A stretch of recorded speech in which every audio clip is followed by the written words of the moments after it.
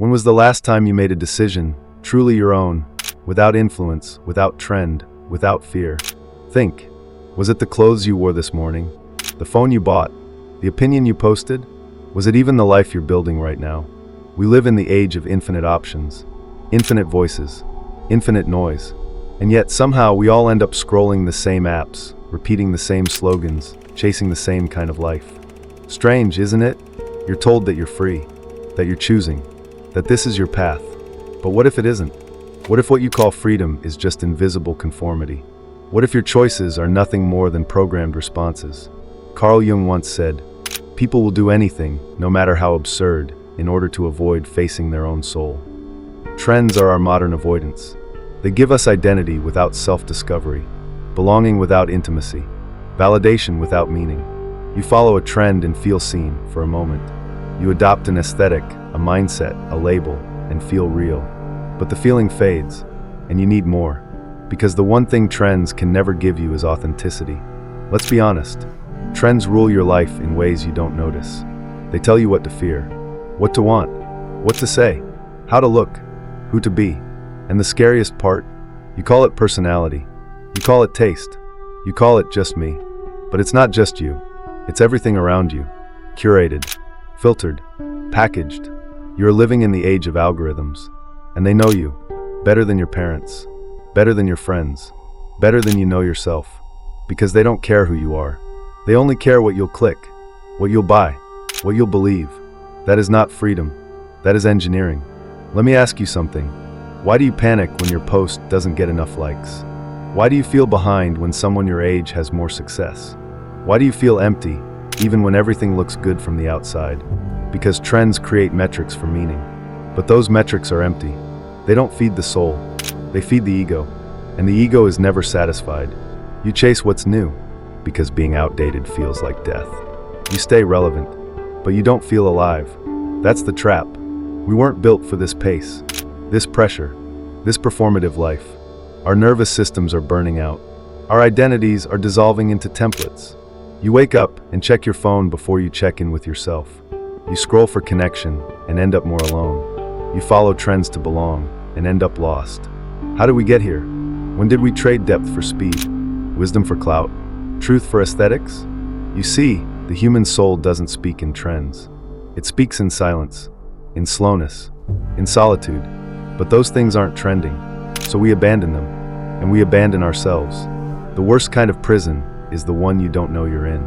When you mistake conformity for freedom, when you call survival authenticity, you dress like them, think like them, post like them, but deep inside there's a whisper. This isn't me. That whisper? That's your soul trying to speak. But the volume of trends is so loud, so constant, that you forget how to hear it. You numb it with noise, with updates, with content, with constant input, and slowly choice becomes habit. Habit becomes identity, and identity becomes cage. You may say, but I like trends. I enjoy them. That's fine. There's nothing wrong with participation. The danger lies in unconsciousness. When you stop asking, why? When you stop feeling, is this true for me? When you start fearing, what if I don't fit in? That's when the trend becomes your ruler, and you become its servant. You wear the mask long enough, you forget there's a face underneath. But here's the hope. You can wake up. You can remember. You can step back. You can choose to ask deeper questions. What is actually mine? What do I value without the crowd? What if I didn't post about it? Would I still want it? You can reclaim your life from the tyranny of trends, not by rejecting all of them, but by seeing them, questioning them, and choosing what aligns. Consciously, courageously, honestly. You were not born to fit in. You were born to wake up. You were not made to copy. You were made to create. Your mind is not a billboard. Your soul is not a brand. Your life is not a performance.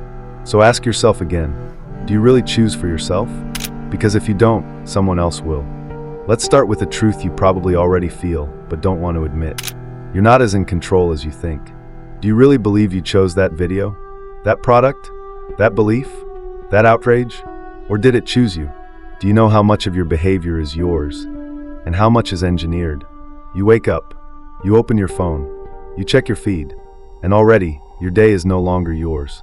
Because someone already decided what you'll see, what you'll think, what you'll feel, and it feels natural. That's the trick. The algorithm doesn't have feelings. It doesn't care about truth. It cares about attention. It's designed to pull you in, not lift you up. And it's good.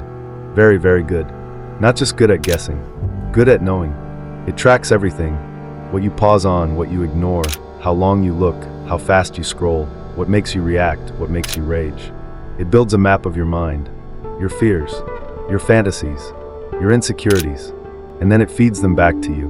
Not for your healing, for your engagement. The algorithm is not your friend. It's a mirror made of magnets, and it pulls at the parts of you you're too busy to notice. Have you ever found yourself watching a video and thought, why am I even watching this? You didn't choose it. It was chosen for you, and not by someone who loves you, not by someone who wants the best for you, by a system that profits from your addiction. Every like, every share, every second of your attention is monetized, and you don't even notice, because it's seamless. Entertainment becomes identity, scrolling becomes self-worth, content becomes culture, and slowly you disappear. Let's get even more uncomfortable. The algorithm knows what arouses you, what outrages you, what makes you feel smart, what makes you feel seen. It knows your weaknesses better than your closest friends do. It doesn't just reflect you, it shapes you, not because it's evil, but because it's efficient. You think you're too smart to be manipulated? So did everyone else. The smartest minds in the world are designing these systems to keep you hooked, to keep you passive, to keep you scrolling. That's not a bug. That's the feature. Let me ask you, have you ever changed your opinion, not through thinking, but through watching? Have you ever become more anxious, more angry, more afraid, just from being online? You're not alone. It's not weakness. It's design. Algorithms exploit what psychology calls cognitive bias, confirmation bias, negativity bias, availability heuristic, social comparison. You're not weak. You're human. And they've studied humans better than humans study themselves. Carl Jung wrote, "Until you make the unconscious conscious, it will direct your life and you will call it fate." Today, the unconscious has a name. It's called the algorithm. It whispers to you in your feed. It nudges you in your recommendations. It rewires your mind without permission. And you call it curiosity. You call it staying informed. You call it being online. But what if being online is being programmed? Here's what makes this dangerous. The algorithm is invisible. It doesn't ask for your vote. It doesn't force anything. It suggests. And we're wired to follow the path of least resistance. It offers ease, comfort, convenience, and in return, it takes your time, your clarity, your sovereignty. That's not a fair trade. Let me tell you a story. A man wakes up, checks the news, sees a trending video that confirms his anger, clicks another that stokes his fear. By noon, he's certain the world is collapsing. He's arguing with strangers. He's convinced anyone who disagrees is dangerous. By nightfall, he feels exhausted, outraged, hopeless. He thinks he's informed. He thinks he's awake. But he's just been used. His attention, his emotions, his energy all hijacked. By what? Not by truth. Not by malice. By a system that doesn't care.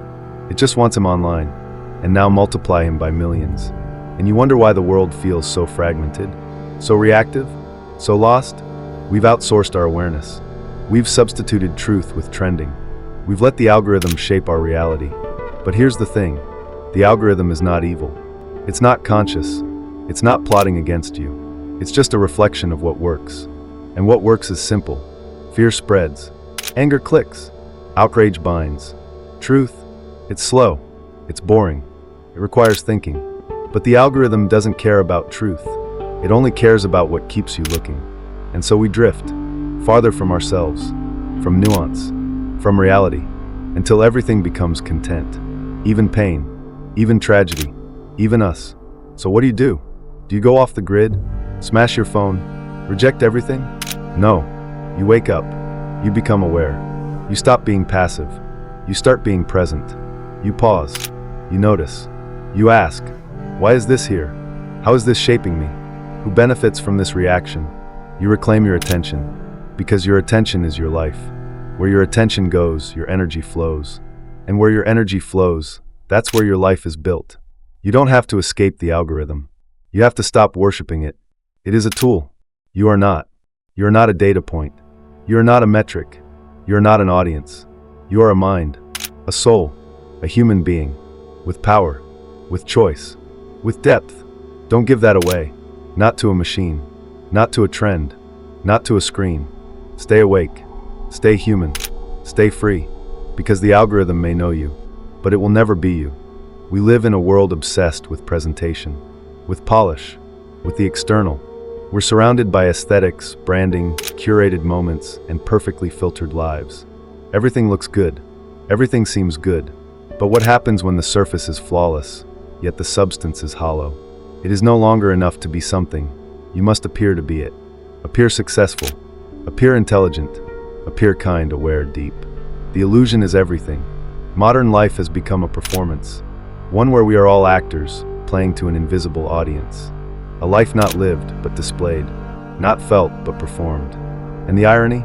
We don't even realize we're acting. We've confused the image of a thing with the thing itself.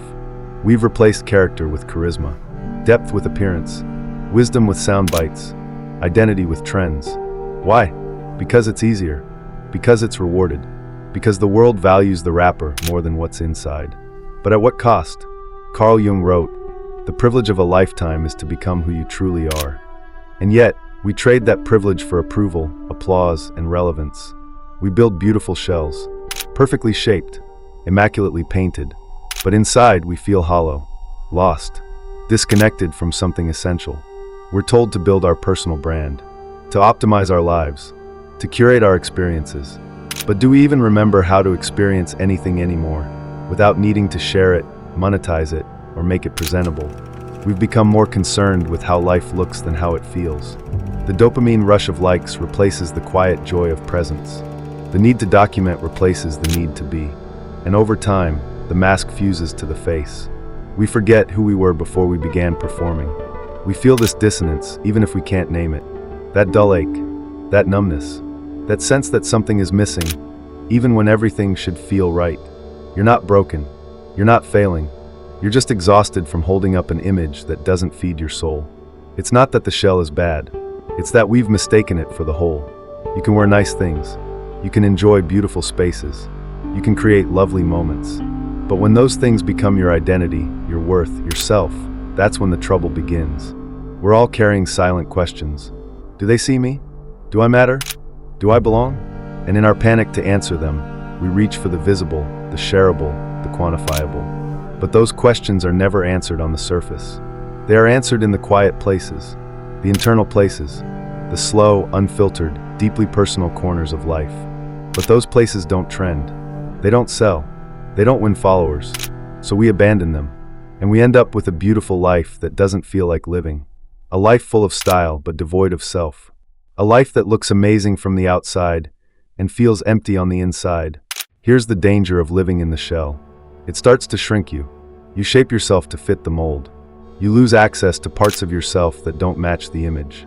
You stop exploring. You stop questioning. You stop being.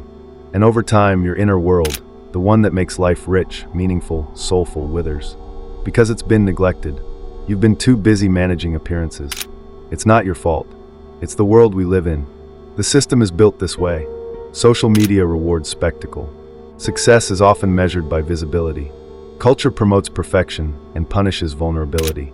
But that doesn't mean you have to surrender to it. There is another way. A way that begins with turning inward, with becoming honest, with allowing imperfection, with realizing that the real work isn't in polishing the surface, it's in building the core. Because when the lights go off, when the audience leaves, when the show is over, you're left with yourself. And the question is there anything there? Not likes, not aesthetics, not attention, but you, your values, your truth, your spirit. That's what sustains. That's what nourishes.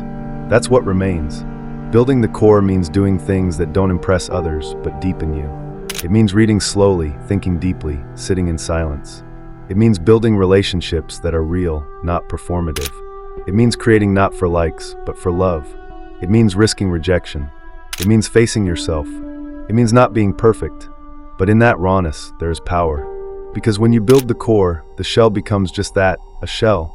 An expression, not a prison. A reflection, not a replacement. The shell can be beautiful, but the core must be real. So ask yourself, what are you hiding behind? What image are you performing? What parts of you are left out? And what would it mean to live from the inside out, not the outside in? Not everything needs to be seen. Not everything needs to be shared. Not everything needs to be praised. Some things are sacred. Some things are just yours. That's where your depth lives. That's where your self begins. Don't lose yourself to the shell. You are not a brand. You are a being. And it's time to return to your core. In a world that constantly pushes us outward, toward more visibility, more performance, more consumption, there is something profoundly radical about turning inward. To pause. To look at your life not through the lens of achievement or aesthetics, but through meaning, through intention, through truth. And it begins with a single powerful question. Why? Why am I doing this? Why am I posting this? Why am I chasing this? Why am I exhausted? Why am I afraid to stop? We are conditioned to move forward at all costs. Always doing, always proving. But rarely do we stop to examine the deeper motives behind our choices. Rarely do we question the scripts we've inherited from family, society, culture. Rarely do we interrogate whether the life we're living is truly ours. But we must, because if we don't, we risk living a life that feels impressive to others, yet empty to ourselves. Asking why is an invitation back to the center. It cuts through noise. It pierces illusion. It clears space for honesty. Carl Jung once said, "Your vision will become clear only when you look into your heart. Who looks outside dreams, who looks inside awakes." This chapter is not about answers. It's about awakening, about remembering the self that existed before the expectations, before the performance, before the algorithms. The return to self is not a dramatic event. It's a quiet rebellion, a slow reorientation, a deep listening. It's not easy, because the world will not reward you for slowing down. It will not applaud your silence, your reflection, your choice to step off the stage. But your soul will. When you begin to ask why, you might not like the answers at first. You may find that much of what you do is based in fear. Fear of rejection, fear of failure, fear of invisibility. You may discover that you've been trying to earn love by being useful, or trying to earn worth by being busy, or trying to belong by becoming what others want. This is not a failure. This is a beginning. It's the moment you begin to see, the moment you begin to shift. To live in alignment with who you really are requires the courage to see who you have been pretending to be. There is no shame in pretending. We all learn to wear masks to survive. But there comes a time when the mask becomes suffocating, when the life you built begins to feel like a cage, when your heart aches for something deeper. That ache is not a problem to solve. It is a compass to follow. You may have noticed it in moments of stillness, those quiet hours when the screen is off and the applause has faded. You may have felt it in relationships that look fine on the outside, yet leave you feeling unseen. You may have heard it in your own voice, questioning if this is all there is. The return to self is not a backward movement. It is not regression. It is not isolation. It is a return to source, to presence, to integrity. It asks that you slow down long enough to feel again, to listen again, to remember the things that once lit you up before productivity drowned them out, before adulthood numbed them, before culture buried them under ambition. You might find that some of your deepest values have been neglected. That joy was replaced by achievement. That curiosity was replaced by certainty. That creativity was replaced by consumption. You might feel grief when you realize what you've lost. That's okay.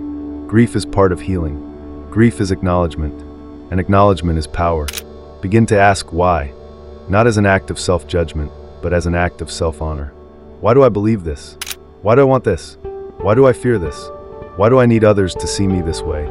Each why is a thread that leads you deeper. Not into performance, but into presence. Not into reaction, but into responsibility. We spend much of our lives waiting for permission to rest, to create, to speak, to stop. But no one can give you that permission. You must give it to yourself. You must reclaim your agency. You must redefine what success means to you. You must decide which voices are worth listening to. Not all voices deserve a seat in your mind. Not every standard is worth living by. Not every expectation is sacred. The return to self is a dismantling of false gods. The god of image, the god of productivity, the god of being liked. And in their place, you build altars to things more enduring. Meaning, connection, integrity, wholeness. This is not about escaping the world. It's about engaging with it more honestly. From a place of rootedness, from a place of clarity, you can still participate in culture. You can still create, contribute, achieve. But now you do it from within, not from a hunger to prove, but from a fullness to offer. When you return to yourself, you stop being driven by lack. You stop being reactive. You start becoming deliberate. You understand that your worth is not something to earn. It is something to embody. And this shifts everything.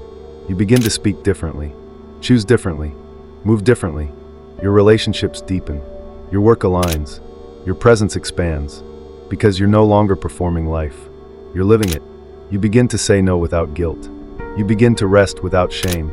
You begin to express without fear. You begin to trust yourself again. This is the essence of returning to self. A life built not on appearances, but on alignment. Not on noise, but on knowing. And it all begins with a question. Why? Ask it often. Ask it honestly. Ask it even when it's uncomfortable. Because every time you ask it, you shed a layer of conditioning. Every time you ask it, you reclaim a part of yourself. Every time you ask it, you move closer to a life that feels like your own. And that, above all else, is the life worth living.